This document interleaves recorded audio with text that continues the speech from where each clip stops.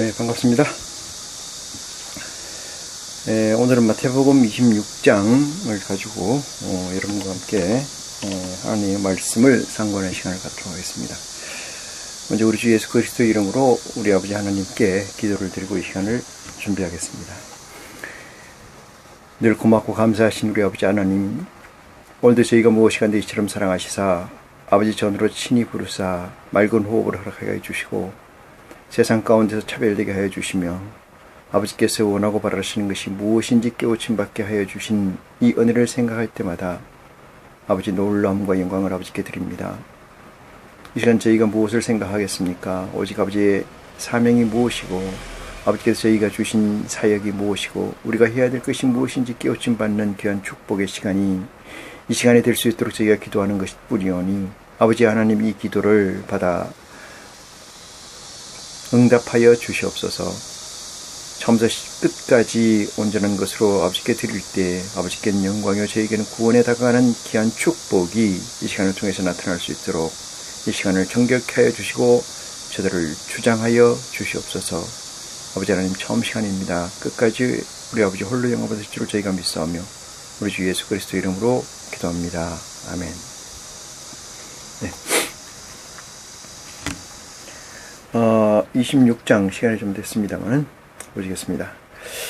예수께서 이 말씀을 마치시고 제 아들에게 이르시되 너희 아는 바와 같이 이틀이 지나면 유월절이라 인자가 십자가에 못 박히기 위하여 팔리우리라 하시더라. 이렇게 했습니다. 지금 그 우한 폐렴 때문에 온 세계가 다 멈춰 있는 것 같습니다.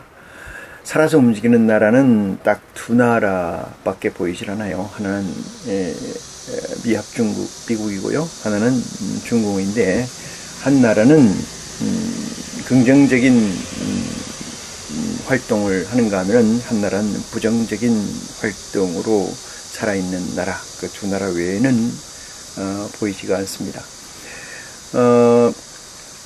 1346년에서 1353년까지 1346년에서 53년까지 7년 동안 유라시아, 중앙아시아와 유럽을 휩쓴 페스트, 흑사병이라고 하는 게 있었습니다. 지금으로부터 따져보면 약 한 700여 년 전의 얘기가 됩니다. 이 당시에 사망자가 집계에 의하면 7,500만 명에서 2억 명 정도가 된다고 해요. 이 엄청난 사람의 숫자가 죽었다. 그런데 여기에서는 긍정적, 다시 말해서 순리적인 팩트와 비순리적 팩트가 혼재해 있겠습니다만은 어쨌든 지금과 같이 이렇게 비순리적 또는 인위적 현상을 겪고 있지는 않았다, 이렇게 생각을 저는 합니다. 그래서 지금에 있는 모든 나라는 이 우한폐렴의 발생부터 시작해서 진행되고 있는 현재 이 모든 것들이 어느 것이 팩트고 어느 것이 거짓인지 만들어진 데이터인지에 관해서 일목요연하게 밝히는 힘 자체가 없다고 이렇게 생각을 해요. 왜 그러냐면은 딥스테이트, 숨은 그림자 정부라는 것이 이 전 세계에 움직이는 중요한 힘으로 작용하고 있고, 그들의 그 전모가 드러나는 것을 두려워한 나머지 국가면 국가, 지역이면 지역 단위로서 카르텔을 형성하고 그들의 포지셔닝을 감추고 있기 때문에 그 감추고 있다는 그 사실로 인해서 긍정적이고 진실에 가까운 데이터나 진실에 가까운 원인과 결과를 규명하고 있지 않다, 이렇게 생각을 합니다. 그렇다면은 이 1300년대, 그러니까 12세기에서 13세기, 14세기에서 이 벌어졌던 이 패스트병에 비하면은 지금은 인간들의 그 술책, 인간들의 자충수에 의한 이 무지막지한 일들이 벌어지고 있다. 그 무지막지한 일의 가운데에는 사실이 아닌 거짓으로 거짓으로 이 바람을 잡고 통치를 할 목적으로 현재 우한 폐렴 코비드-19가 운영되고 있다, 이렇게 생각을 합니다. 이 말씀은 제가 하는 이유는 그 26장 1절에서 예수님께서 지자들에게 이르시되 2절 너희의 아는 바와 같이 이틀이 지나면 6월절이라 인자가 십자가에 못 박히기 위하여 팔리우리라 하시더라 그랬어요. 6월절이라는 것은 바로와 모세의 하나님과 하나님에 맞서는 자 바로의 싸움에서 이 마지막 재앙 장자의 심판에서 장자라는 것은 마지를 죽임으로 인해서 씨를 말리겠다 이 뜻이에요. 지금도 딥스테이트들이 우리 전 세계적으로 하고자 하는 의도가 뭐냐면 인구를 지금 한 5억 명에서 7억 명 정도로 전 세계 인구를 줄이겠다는 얘기가 있다는 설이 있어요. 제가 확인한 건 아닌데, 그렇다면은 그런 거에 의해서 이런 것이 의도돼서 또는 의도돼서 퍼지고 의도돼서 실제를 가장한 그짓이 이 난무한 세상이다, 이렇게 말씀드릴 수가 있습니다. 6월절이라는 것은 장자의 심판을 피하기 위해서 여호와 하나님께서 그 백성들에게는 인방과 설주에 어린 양의 피를, 어린 양을 잡아서 그 피를 칠을 해 놓게 되면은 그 집은 여호와 하나님의 심판이 면하여 간다. 그래서 넘어간다. 그래서 6월절입니다. 6월절. 이 6월절을 또 대단히 크게 생각하는 교단도 있는 것으로 제가 알고 있는데, 뭐든지 프레임이 하나의 사건이 있으면 그 사건의 키워드, 핵심이 뭔지를 파악하는 게 중요하죠. 성경에서 나와 있는 추수절, 맥추절, 오순절, 절기가 너무 많죠. 이런 수장절, 이 절기들마다 그들이 의미하고 있는 것이 무엇인가를 파악을 하고, 그들과 그리스도의 세상이 된 지금에서의 그들이 어떤 역학관계로 존재해야 되고, 그것이 우리에게 어떤 영향을 미쳐야 되고, 또는 어떤 영향으로 자리해야 되는가에 대한 직접적이고 현실적인 이해를 하지 못한다면은 영원히 딥스테이트들이 얘기하고 있는 우한 폐렴의 공포, 그런 것들에서 벗어날 수가 없습니다. 그래서 이런 것들을 벗어날 수 있다는 것 자체가 하나님의 지혜 아래 있다는 거고, 하나님의 아들이 된 자들로서는 이런 것들을 일목요연하게 이것을 파악해서 주위로부터의 이 귀감이 되는 건 물론이고 자신의 에너지를 소비하는 일이 없도록 해야 된다, 이런 생각을 가집니다. 그래서 패스트에 관해서 얘기를 드렸어요. 너희의 아는 바와 같이 이틀이 지나면 6월절이다, 이렇게 얘기를 했고요. 십자가에 박히기 위하여 팔리우리라, 이렇게 얘기를 했어요. 박히기 위하여. 그래서 박히기 위하는 것은 예수 그리스도의 능동적 행동이 아니고 피동적 행동을 하고 있어요. 그 사역돼 있다, 이렇게 얘기를 할 수 있는데, 거기에서 아마 여러분은 지혜를 받으시길 깨닫는 축복이 있기를 원합니다. 3절. 그때 대제사장들과 백성의 장로들이 가야바라 하는 대제사장의 아문에 모여 이랬어요. 예수를 규계로 잡아 죽이려고 의논하되 말하기를 민요가 날까 하노니 명절에는 말자 하더라. 4절에서 5절 같은 말씀들 때문에 본질을 흐릴 수가 있어요. 본질을 흐릴 수가 있는데, 그런 것들에 정확한 이해를 한다면은 이런 것들은 그냥 그게 크게 중요한 가치를 가지고 있지 않구나, 이렇게 넘길 수가 있습니다. 6절입니다. 예수께서 베다니 문둥이 시몬의 집에 계실 때에 한 여자가 매우 귀한 향유 한 옥합을 가지고 나와서 식사하는 예수의 머리에 부으니 이랬어요. 성경에 나와 있는 것은, 성경에 예수님께서 특히 말씀하실 때 여자라는 말을 많이 쓰는데, 이 여자라는 것은 목자를 의미합니다. 목자.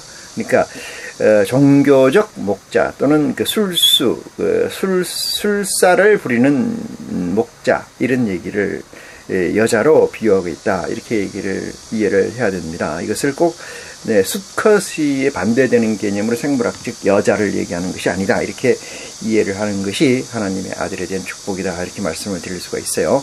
그래서 한 여자가 매우 귀한 향유 한 옥합을 가지고 나와서 했어요. 지금 어떤 게 있어요? 예수님께서는 베다니 문둥이 시몬의 집에 계시고 예수님께서 이틀 후에 십자가를 지게 되는, 이틀이 지나면 유월절이라는 것이 있고 6월절 지나면 십자가를 지셔야 된다는 전제가 있습니다. 그래서 한 여자가 매우 귀한 향유 한 옥합이라고 하니까 이 옥합은 아마 정도에 따라 차이가 있습니다. 한 요만한 정도 아주 작은 항아리를 얘기하죠. 뚜껑이 있는 항아리를 옥합이라고 얘기를 합니다. 옥합을 가지고 나와서 식사하는 예수의 머리에 부으니 이랬습니다. 예수의 머리에 부으니 제자들이 보고 분하여 가로되 무슨 의사로 이것을 허비하느냐 이렇게 이야기를 했어요. 예수님이 하나님의 아들이고 그리스도라는 사역을 가지고 이 땅에 왔다라고 하면은 예수님께서 그 주위의 주위에서 벌어지는 모든 액트 행동들이 다 뭐예요? 섭리 가운데 있다고 보시면 돼요. 섭리 가운데 있다. 근데 그것에 그 섭리를 거스르거나 반대하려고 하는 것은 거기에 반하는 거다. 누구의? 우리 아버지 하나님의 역사에 반하는 거다. 이렇게 생각할 수가 있습니다. 그래서 이 제자들이 이렇게 얘기하는 것은 디멘션, 차원이 달리하고 있는 세계예요. 예수님은 이 사역 공생의 3년의 사역 또는 그 전에 나서서 33세까지의 공생의 기간을 통틀어서 보면은 거기에는 차원이 세계의 차원의 세상이 내재해 있다 이렇게 말씀을 드렸어요. 그래서 그 차원이 내재해 있는 상태에서 서로가 그 차원의 이 디커플링 떨어져 있기 때문에 분리되어 있기 때문에 이것을 이해를 못하고 있다 이렇게 이해를 하면은 되겠습니다. 그래서 이 제자들은 그렇게 얘기하는 거예요. 9절입니다. 이것을 많은 값에 팔아, 비싼 값에 팔아 가난한 자들에게 줄 수도 있겠도다 하거늘 예수께서 아시고 저에게 이르시되 너희가 어찌하여 이 여자를 괴롭게 하느냐? 제가 내게 좋은 일을 하였느니라 이렇게 얘기를 했어요. 예수님께서는 좋은 일을 한다고 이 사건을 규명했는가 하면은 이 제자들은 그걸 왜 허비를 하느냐 이렇게 규명을 했죠. 그래서 아주 시각 차이가 완전히 다르다. 이 시각 차이가 완전히 다른 것을 차원이 다른 세계에 존재해 있다 이렇게 얘기를 드릴 수가 있어요. 자, 11절 가난한 자들은 항상 너희와 함께 있거니와 이랬습니다.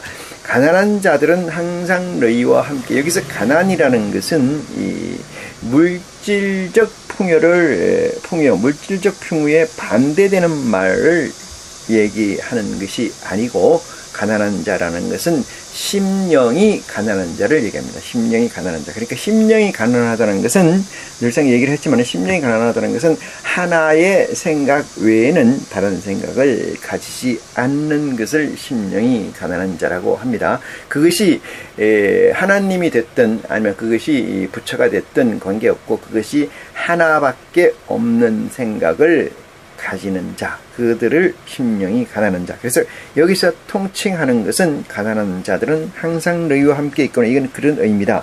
나는 항상 함께 있지 아니하리라 이랬어요. 그러면 항상 함께 있지 않는다는 건 다음 스텝이 있다는 거예요. 다음 스텝이 있다. 그래서 다음 스텝이 있다는 것은 뭐예요? 이게 진행형이다. 진행형. 이렇게 이해할 수 있죠. 12절 이 여자가 내 몸에 이 향유를 부은 것은 내 장사를 위하여 함이라 했어요. 내 장사 6월절을 드시고 십자가에 못 박히는 스텝 그 프로그램을 위해서 이 여자가 한 것이다. 이렇게 얘기를 하는 거죠. 13절 예수님이 인카네이션, 성육화되어 있는 순간으로 전체를 통칭하면은 성육화되신 분, 그러니까 신인이 된 존재라고 하지만은 실제는 신적 하나님의 능력, 그러니까 하나님의 무형의 존재, 그것이 하나님의 아들의 존재가 예수라는 육체에 내재해 있는 게 아니고 내재해 있는 생각을 계속 끌고 가게끔 하는 거, 그것을 인카네이션, 생육화라고 얘기를 합니다만은, 여기서 이제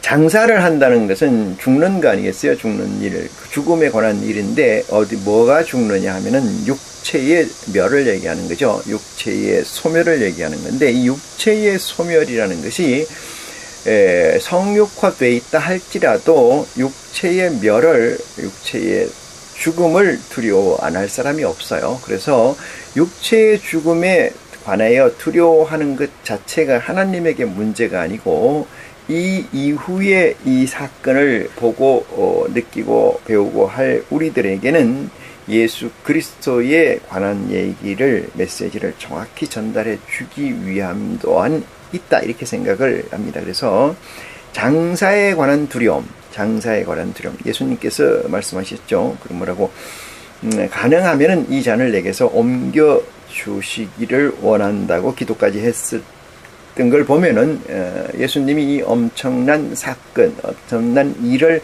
해내는 데에 있어서 치역, 그러니까 도움이 필요하다, 용기가 필요하다. 그래서 하나님께서 용기를 주시고자 아마 이 여자를 옥합을 들고 가서 머리에 기름을 부은 것이다, 이렇게 말씀을 드릴 수가 있습니다. 그래서 13절, 내가 진실로 너희에게 이르노니 온 천하에 어디서든지 이 복음이 전파되는 곳에는 이 여자의 행한 일도 말하여 저를 기념하라 하시니라 이랬어요. 여기서 빠져있는 내용이 뭐냐면은 마태복음에 나와 있는 것처럼 너희는 보물을 하늘에 맡겨서 보관하라, 이렇게 얘기를 했죠. 마태복음 6장이니까 7장에 한번 볼까요? 마태복음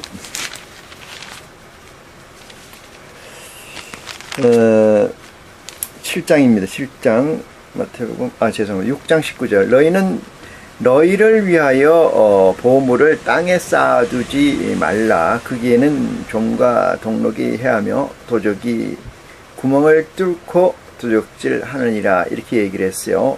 어디다 쌓으라는 거죠? 하늘에 쌓아라, 이런 얘기인데, 오직 20절, 오직 너희를 위하여 보물을 하늘에 쌓아두라. 이유는 이랬습니다. 거기는 좀이나 동록이 해하지 못하며 도적이 구멍을 뚫지도 못하고 도적질도 못하느니라. 네 보물 있는 그곳에 네 마음도 있느니라. 이것이 정언명령적 사건이죠. 정언명령적 사건이에요. 그러니까 보물이라고 하는 것은 여러분이나 저나 똑같이 이 세상에 존재하는 이 육신을 가지고 있는 존재로서의 가치, 최고의 보물은 뭐냐면 생명이에요. 생명.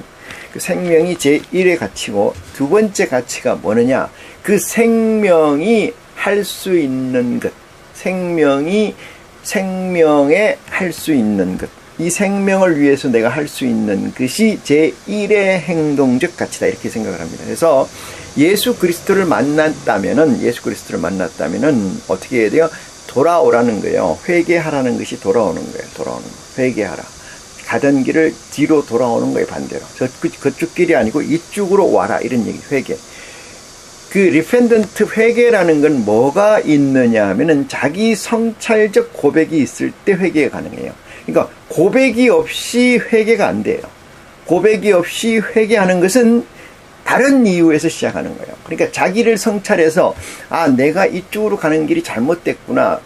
요 세례자 요한과 예수님이 나에게 돌아와라, 회개하라 하는 이유를 나는 깨우쳤어. 제대로 알았어. 그래서 내가 리턴하는 거야. 이렇게 생각하는 거예요. 아무 생각이 없이 그거 하나의 이유로 리턴하는 거예요.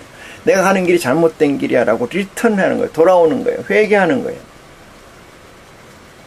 그러면 지금까지 보물은 제1로 중요한 것은 내 생명이고, 내 생명을 유지하기 위해서 내가 준비하고 모으고 온갖 열정을 쏟았던 가치, 그것이 무엇이냐? 그것이 내가 가지고 있는 보물의 가치예요. 보물.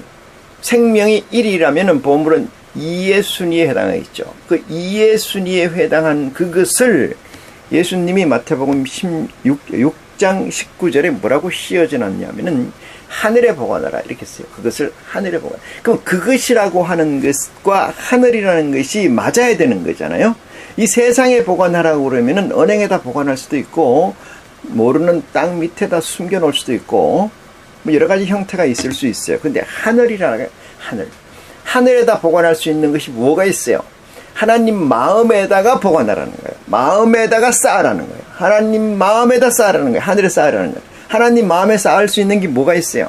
하나님께서 바라고 원하는 것밖에 더 있겠습니까? 하나님께서 바라고 원하는 것이 뭘까요? 이 세상에서 가지고 있는 보석일까요? 돈일까요?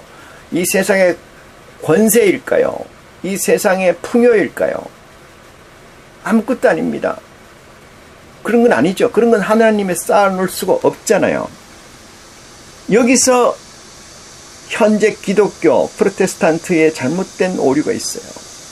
하늘에 쌓지 말아야 될 걸 하늘에 쌓는다고 위선적 설교를 해서 앵벌이를 하고 있다. 저는 그렇게 생각해요. 많은 목자들. 하늘에 쌓아놓을 수 있는 것이 무엇이라고요? 하나님의 마음을 얻는 거예요. 하나님 마음을 얻는 것. 내가. 그걸 이 마인드 카운트라 그러는데, 어카운트라 그러는데, 그 양심의 계좌, 마음의 계좌.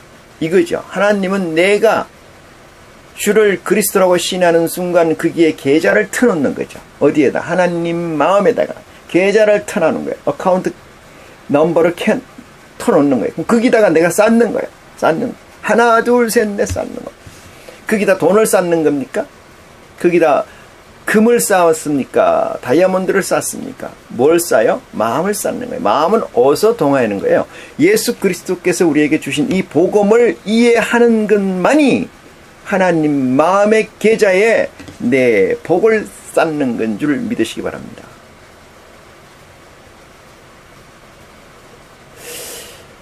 누구든지 내게로 오라는 것은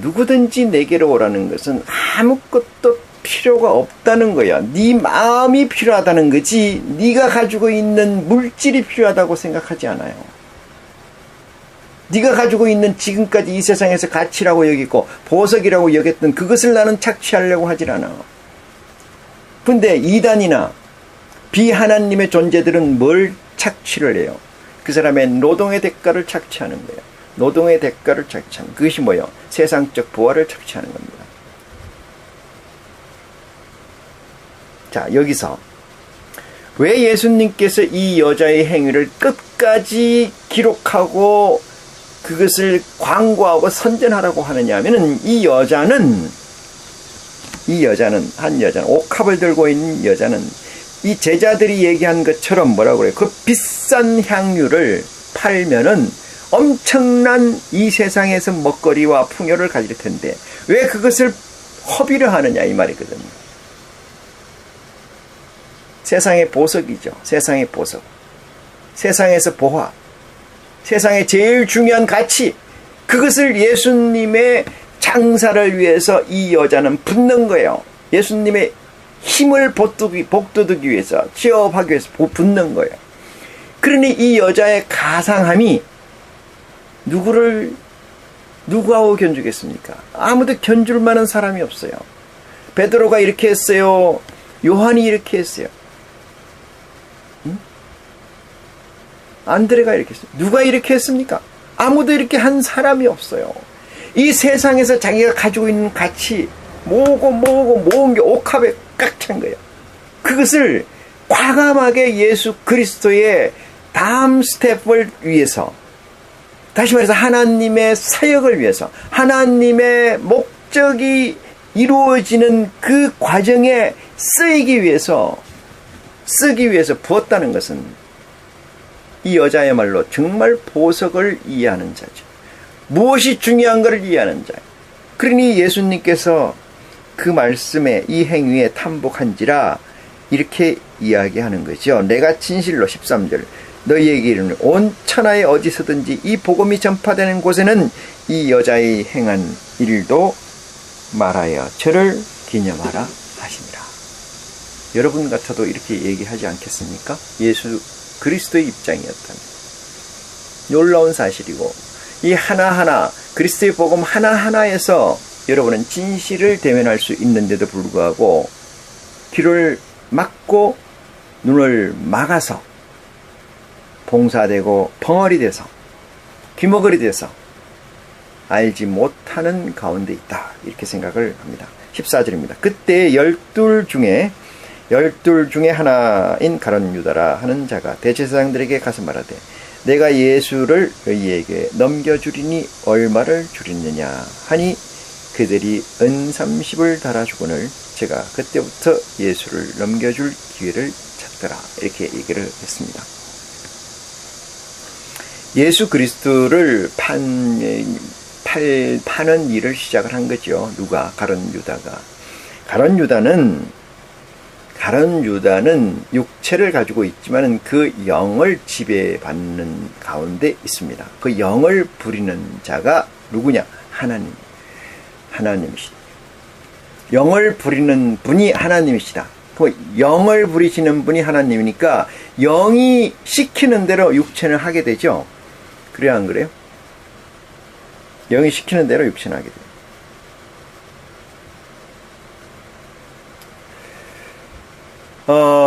만약에 다음 스텝, 예수님의 그 다음의 단계를 이행하지 못하셨다면 예수 그리스도는 부활 승천하셔서 그리스도로 인정받지 못했다. 그래서 대제사장이 되지 못했다. 그것은 결론적으로 하나님의 사역이 멈췄다.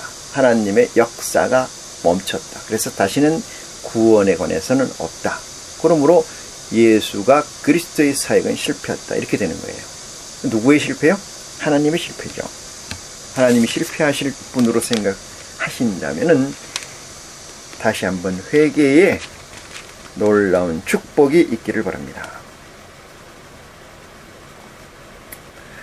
17절입니다. 무교절의 첫날에 제자들이 예수께 나와 가로되 유월절 잡수실 것을 우리가 어디서 예비하기를 원하나이까 묻습니다.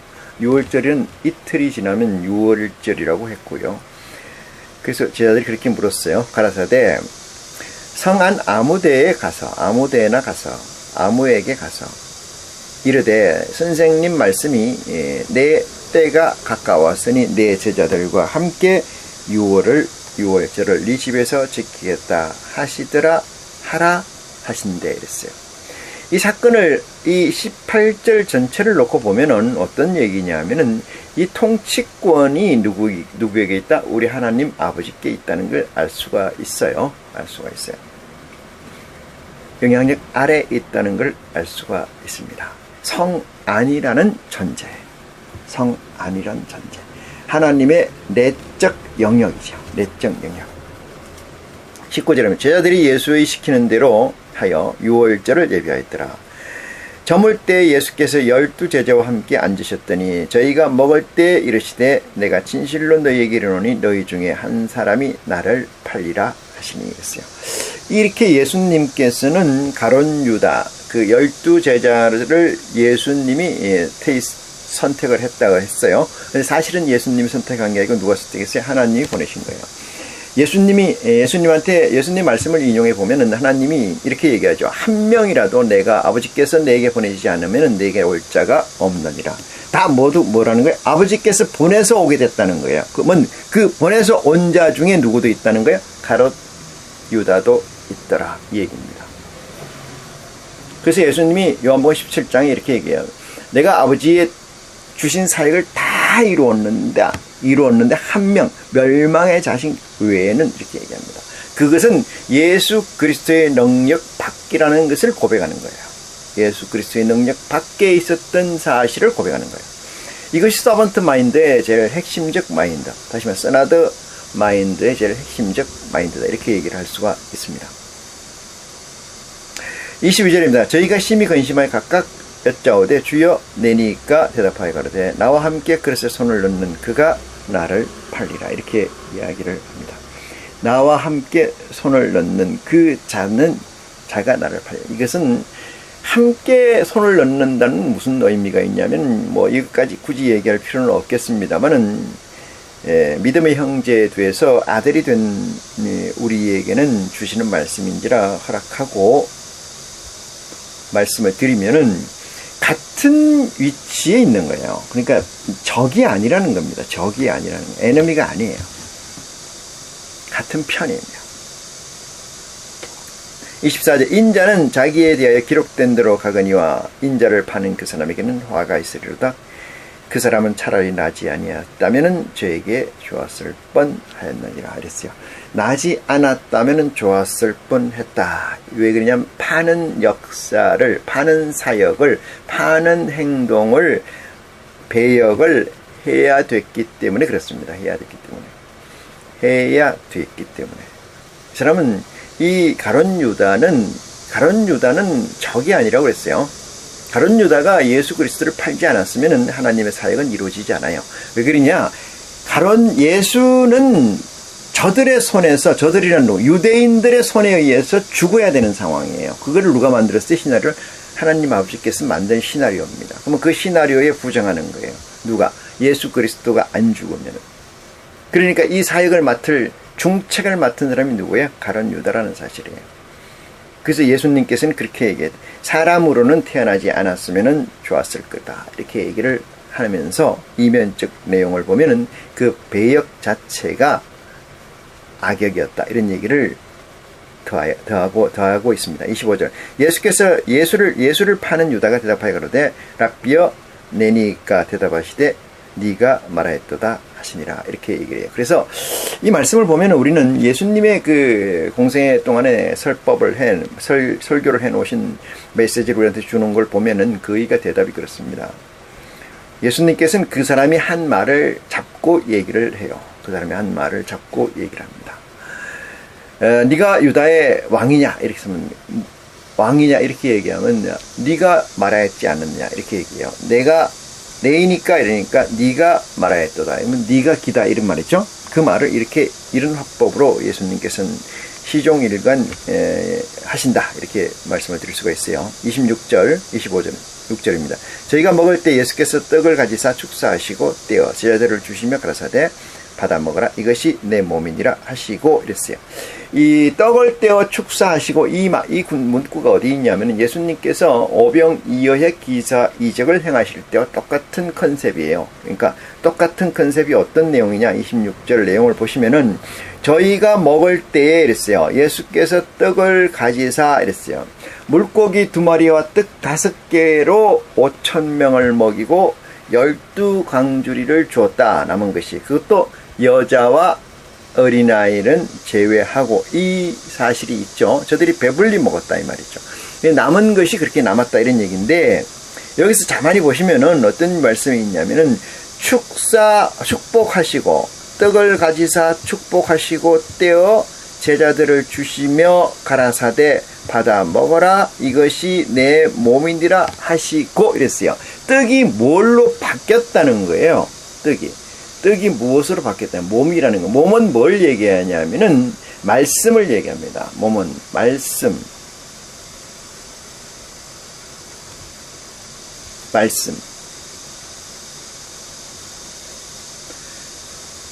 이 예수 그리스도의 말씀이 우리에게 생명이 되려면은 어떻게 해야 돼요? 그 말씀만 가지고는 안 되죠.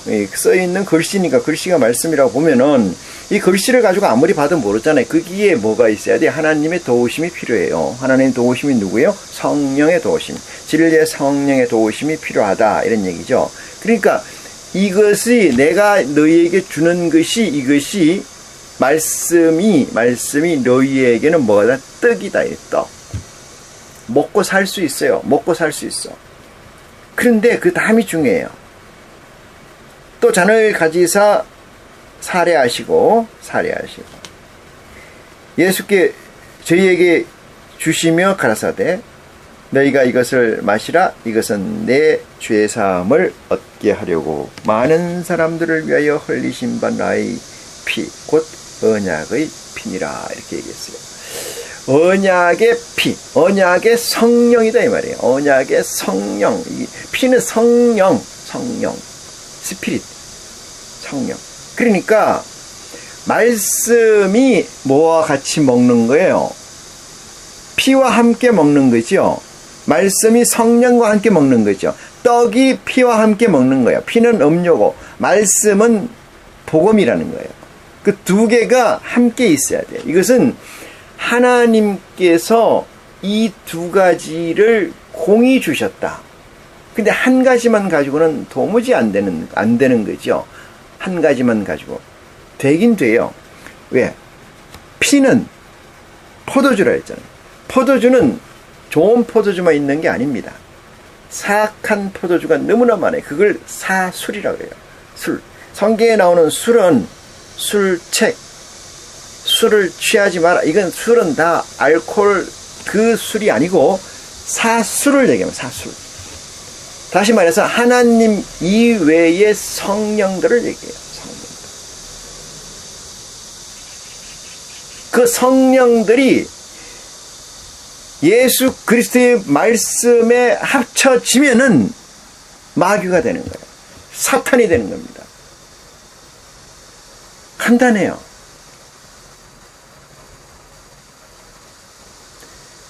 예수 그리스도의 복음이 아니고 부처가 써놓은 불경을 가지고 그 사술이 엎었다 그래서 우리하고 관계 있느냐? 없어요. 아무 관계 없습니다. 그건 아무런 관계가 없어요.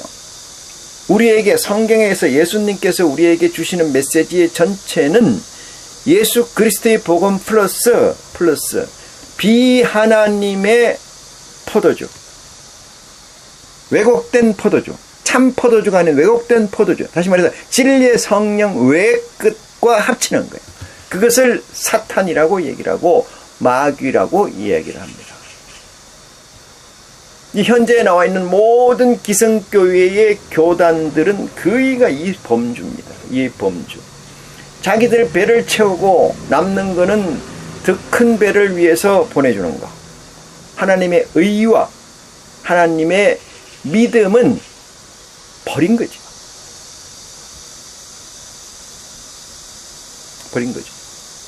그래서 이것은 28절 이것은 죄사함을 얻게 하려고 이랬어요. 죄사함이라는 건 뭐예요? 여기서 죄라고 하는 건 아담이 하나님에게 불순종해서 지은 죄를 얘기합니다. 그러니까 sin을 얘기해요. 클라임 얘기하는 게 아니고 sin. 세상 죄를 얘기하는 게 아니고 하나님의 원초적 죄를 얘기합니다. 하나님의 원초적 죄.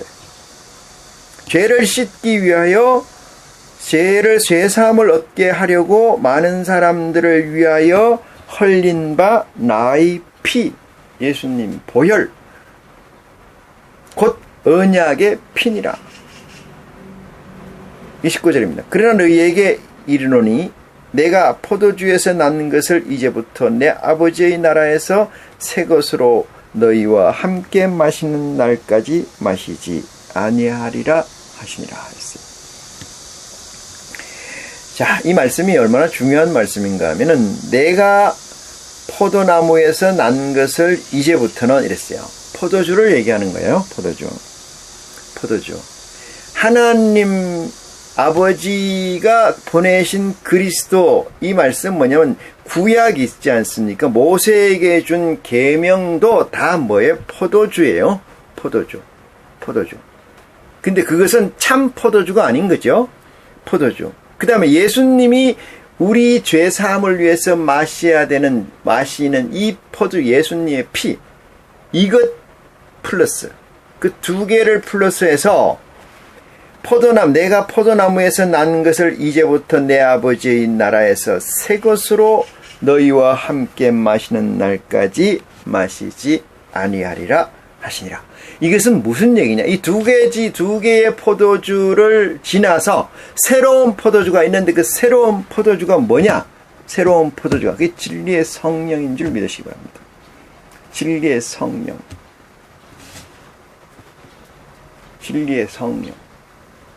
진리의 성령의 포도주와 예수 그리스도의 말씀이 같이 해야 되는 줄 믿으시기 바랍니다.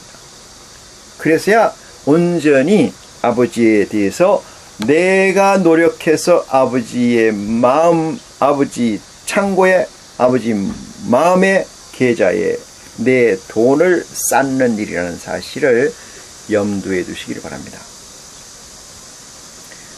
자, 이에 저희가 찬미하고 감남산으로 나아가니라 하였어요. 때에 31절입니다. 예수께서 제자들에게 이르시되 오늘 밤에 너희가 다 나를 버리리라. 기록된 바 내가 목자를 치리니 양의 떼가 흩어지리라 하였어요. 여기 잘 보시면은 오늘 밤엔 너희가 다 나를 버리리라 이랬잖아요. 왜 버리느냐? 이유를 그 다음에 붙여놨는데 기록된 바 이랬어요.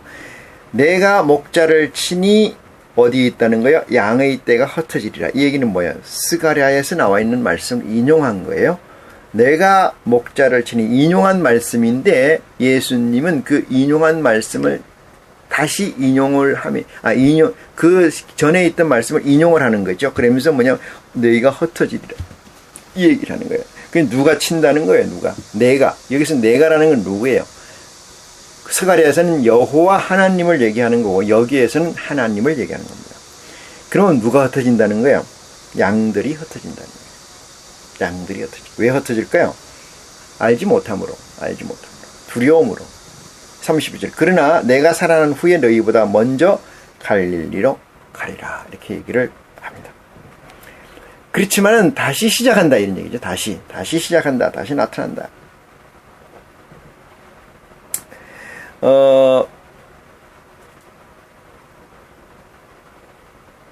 그 다음에 뭐 특별히 그 중요한 내용은 없어서